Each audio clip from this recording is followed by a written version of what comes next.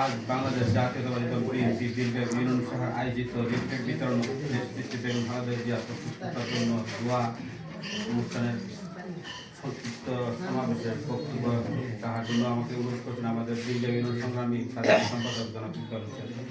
আমি একটি কথা বলবো আপনাদের সবার কাছে, আপনারা সবাই যার যার অবস্থান থেকে আমাদের দেশটি বেগম খালেদা জিয়ার জন্য আল্লাহ কাছে দোয়া করবেন, আল্লাহ যেন ওনাকে নেক হায়াত দান করেন এবং আগামী জাতীয় সংসদ নির্বাচন উনি করতে পারেন এবং ওনার হাতে সরকার করতে পারেন। এই জন্য আপনারা সবাই আল্লাহ দোয়া করবেন, আমরাও দোয়া করি এবং দেশটি বেগম খালেদা জিয়ার যোগ্য উত্তরসূরি তারুণ্যের অহংকার বিএনপির ভারপ্রাপ্ত চেয়ারম্যান জনাব তারেক রহমান ব্রাহ্মণবাড়িয়া 5 নবীনগর আসনের জন্য তার আস্থাবাদন ও গণমানুষের নেতা এম মান্নান সাহেবকে দানের শীষ প্রতীক দিয়েছেন।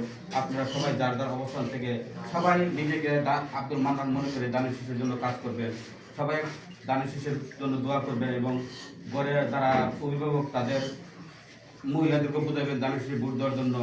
আমরা দেশনেত্রী বেগম খালেদা জিয়া ও তারুণ্যের অহংকার ভারপ্রাপ্ত চেয়ারম্যান তারেক রহমানকে দেখা যেতে চাই নবীনগর মাটি বিএনপির কাঠি, এটা আমরা মুখে না কাজে বাস্তবায়ন করতে চাই। এই বলে আমার বক্তব্য শেষ করছি। আসসালামু আলাইকুম।